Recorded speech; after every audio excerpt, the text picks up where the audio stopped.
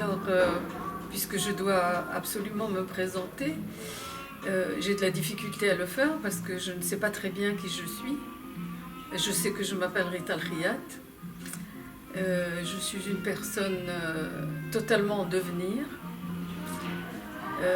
J'ai évidemment quelques spécificités puisque je suis médecin, psychiatre, psychanalyste, médecin du travail, médecin aéronauticien, écrivain, oui, étant donné le nombre de livres parus, je suis écrivain, beaucoup essayiste, je suis poète. Et donc, ça on ne le sait pas, j'ai plusieurs livres, je crois qu'ils sont déjà 3 ou 4, des recueils de poésie déjà publiés. Et il y en a un même qui a eu un prix international à Rome. Et il a un titre magnifique. Et peut-être que ce titre me résumerait. Ça s'appelle L'acqua e lo sguardo della terra, ça veut dire l'eau et le regard de la terre. Et moi, comme je m'appelle Rita et que ça vient de l'Reit en arabe, l'Reit c'est la pluie qui abreuve la terre restée longtemps sèche. C'est la première pluie. Donc cette eau qui est le regard de la terre, ça me convient peut-être beaucoup pour me définir. Comment j'ai trouvé cela? J'étais dans un avion et c'était le lever du jour. Et c'était en Transylvanie, c'est-à-dire les régions intérieures de la Roumanie. Et il y avait de magnifiques cours d'eau et de rivières. Et à un moment, il y avait comme un lac entre une rivière et une autre. Et je me suis dit, tiens, mais d'en haut, l'eau est le regard de la terre. Donc, voilà, je me suis présentée. Mais je tiens surtout à dire que je suis en devenir. Et que je n'ai pas l'impression encore d'avoir fait une œuvre. Je ne plaisante pas parce que le 9 décembre 2022, il y a quelques semaines, on a fait une journée sur moi à l'université à Fès. Et moi, ce que j'ai présenté, mon texte d'introduction à cette conférence, c'est une œuvre incomplète. Alors, incomplète dans le sens où elle n'est pas lue. Et une œuvre est incomplète quand elle n'a pas ses lecteurs.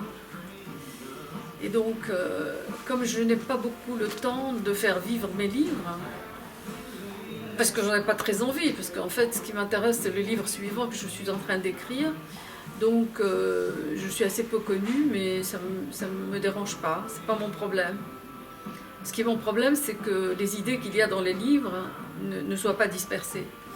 Et c'est ça qui compte pour moi. C'est un problème sans prétention, mais il y a tellement de travail derrière que ce travail, ça serait bien qu'il soit mis à la disposition des jeunes, des étudiants, des doctorants, des lycéens même. Et ben, j'en suis là, et donc je vais essayer de compléter le travail.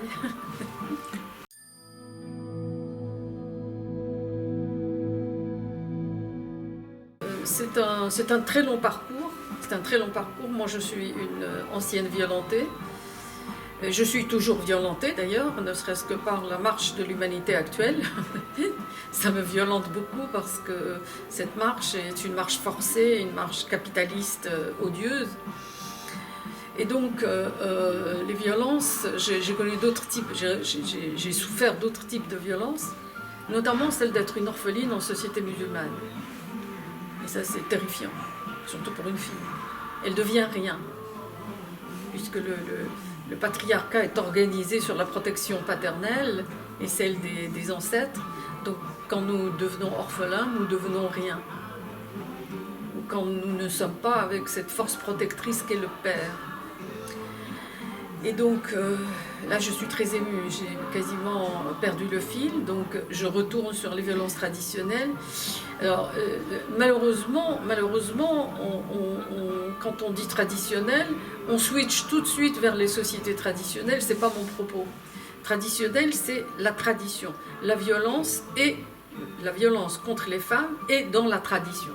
Et elle est dans la tradition dans tous les pays du monde, dans toutes les sociétés, dans toutes les cultures. elle est multiple, elle est diverse, elle ne s'arrête pas.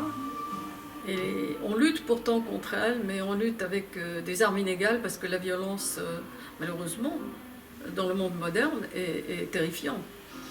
Alors, c'est un des aspects de la violence chez l'être humain. J'avais fait un décompte, justement, en travaillant sur la violence, sur les morts par violence au XXe siècle. On arrive à un chiffre de près de 450 millions de personnes. En une seule fois, 60 millions pendant la Deuxième Guerre.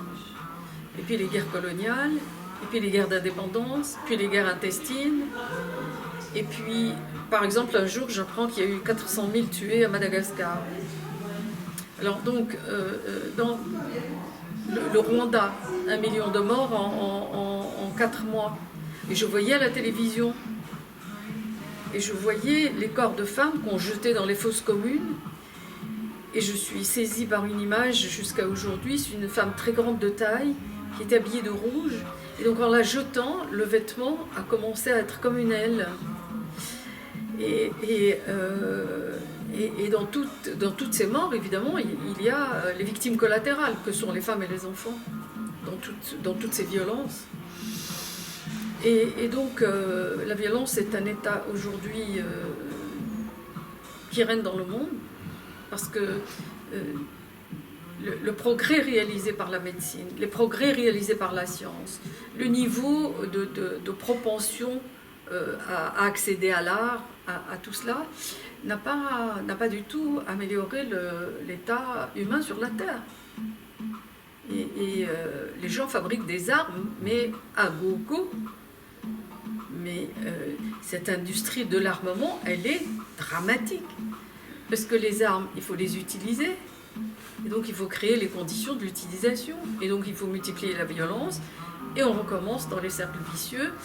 Et dans cette ambiance totale de violence, la femme a toujours été indiquée à subir la violence. Et donc c'est contre cela que je m'élève, et que je m'élève dans le monde entier. Je vais donner un exemple très simple. Hier, pendant ma conférence sur ce thème, je n'ai pas eu le temps de tout dire. Par exemple, ne serait-ce que dans le rapport économique. Alors nous, en musulmanes, nous héritons la moitié des garçons, des hommes, depuis 15 siècles. Donc nous sommes 2 fois plus pauvres. Mais depuis des siècles. Et depuis 15 siècles. Et donc cette pauvreté s'est surajoutée. Elle s'est démultipliée. Revenons au problème mondial. Nous, les femmes, nous faisons 67% du travail mondial. Et nous possédons 1% des richesses mondiales. Et ces richesses, elles sont en Occident. Elles sont en Amérique. 1% des femmes, et donc elles sont là-bas. Ce n'est pas l'ensemble du monde. Alors aujourd'hui, les femmes se lancent dans l'économie et dans la finance pour avoir, pour posséder, pour être riches. Et c'est un nouveau combat qu'elle mène, comme mènent beaucoup d'hommes, parce que chez l'homme, la richesse est liée au pouvoir. Plus on est riche, plus on est puissant. C'est évident. Et donc plus on est riche, plus on est puissant, plus on marque sa violence sur les autres. Parce qu'il n'y a pas d'hommes riches, il y a des mécènes, évidemment, mais ils sont rares. On est riche, c'est une forme de violence exercée sur les autres, c'est-à-dire qu'on est des prédateurs. Quand on est riche, très très très très riche, c'est une forme de prédation. Et donc, cette faiblesse économique des femmes, eh bien, Simone de Beauvoir avait dès le départ dit aux femmes, votre force contre le patriarcat, le machisme, contre la violence des hommes, c'est d'être indépendante matériellement. Parce que quand vous êtes indépendante matériellement, vous équilibrez même votre relation à l'homme. Vous n'êtes plus soumise, vous êtes dans un rapport d'équilibre, un rapport équitable. Et donc, je pourrais multiplier les exemples à l'infini par rapport à la violence exercée sur les femmes. Et il y a quand même une dynamique. Il y a une dynamique qui est en train d'envelopper le monde entier avec des avancées et des reculs, des avancées et des reculs. Mais je pense que dans l'avenir, ces problèmes vont se régler. certains chercheurs pensent que l'égalité entre hommes et femmes sera établie en 2080.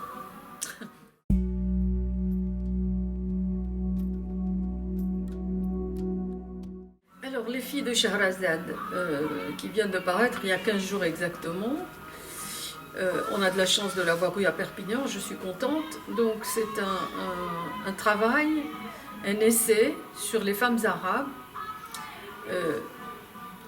toutes périodes confondues, tout pays confondu, c'est-à-dire il y a 22 pays arabes, donc le livre est alimenté à chaque fois d'un problème récurrent ou fréquent ou structurel dans ces pays.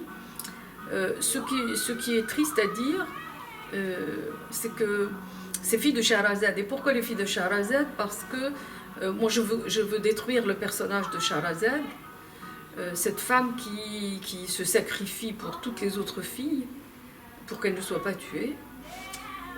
C'est un mythe à détruire parce qu'il engage la soumission des femmes et il engage la ruse. Chez moi, au Maroc, on parle de kidnessa. Kidnessa, c'est la ruse des femmes. Mais non, on n'est pas rusé. On n'est pas plus rusé que l'homme. Si on est rusé, c'est parce qu'on a les armes des faibles. Parce que dans la dialectique de Hegel, entre le maître et l'esclave développe des stratégies pour contrer le maître. Et donc, ces femmes, elles ont créé ce qu'on appelle kidnessa, c'est-à-dire la ruse des femmes, mais ce n'est qu'une arme pour elles. Moi, je ne veux pas être rusée, moi, je veux être moi-même. Et je ne veux pas être en face de l'homme en train de tricher. Je veux être son égal, juridiquement, socialement, politiquement, économiquement. Après, la sphère intime est une autre chose. Et donc, ce que je constate, c'est qu'il y a un recul très grave dans ces sociétés. On a pensé que le printemps arabe allait ouvrir ces sociétés. En fait, il les a fait reculer. Et il a démontré la violence. Par exemple, Place Tahrir, au Caire, les femmes ont été violées parce qu'elles sont sorties simplement manifester. Alors, dans les manifestations en Occident, on a des hommes et des femmes. Dans les pays arabes, 22 pays arabes, on ne parle pas des pays islamiques, je ne vais pas parler de l'Afghanistan. Alors en Afghanistan, oui, il y a des femmes qui sont sorties très courageusement, elles étaient 10, 20. Quand on leur a déjà, il y a plusieurs mois, barré l'université. Donc, qu'est-ce que c'est que ces pays où ce sont les hommes qui sortent manifester à la place de tout le monde? Tout le monde, c'est 50% d'hommes et 50% de femmes. Et en fait, ces violences se surajoutent. La tradition n'arrive pas à reculer. Alors la tradition, là on parle de pays traditionnels, elle n'arrive pas à reculer, mais plus que ça. Par exemple, en Égypte, je donne souvent ce symbole, la danse du ventre, ce qu'on appelle la danse du ventre, qui est une mauvaise appellation. C'est une danse de la fertilité, c'est une danse qui vient de l'Inde, qui a voyagé jusqu'à la Roumanie, qui a été amenée par les Tziganes jusqu'en Égypte, où c'est un phénomène culturel. C'est un bien immatériel de l'Égypte. C'est un bien immatériel de l'Égypte. Alors maintenant, qui c'est qui danse la danse égyptienne? Ce sont des Slaves, ce sont des Russes, ce sont des gens, des femmes qui n'ont rien à voir avec cette culture. Et les danseuses égyptiennes n'existent plus. Soit elles sortent complètement enveloppées, et puis elles n'ont pas le droit d'être nues. Donc maintenant, elles se couvrent, elles mettent des collants opaques, des choses comme ça. Et c'est un recul en arrière parce que culturellement, pour quelqu'un qui connaît la culture et l'art, c'est une monstruosité d'avoir cassé un phénomène culturel qui est un bien immatériel d'un pays. Et ce pays, l'Égypte, est dans un état pathétique par rapport... J'ai rencontré beaucoup de cinéastes et de critiques de cinéma égyptien. Le pays est dans un état de recul dramatique, alors que, par exemple, l'Égypte était le deuxième pays au monde à fabriquer des films après les États-Unis. Des gens comme Asmahan ne risquent plus d'exister aujourd'hui.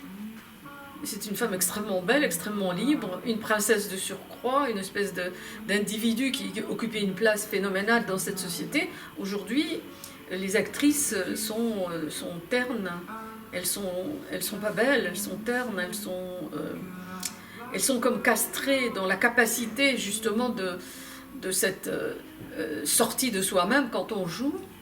Et j'ai pris cet exemple exprès parce que la femme doit aussi avoir une représentativité sociale.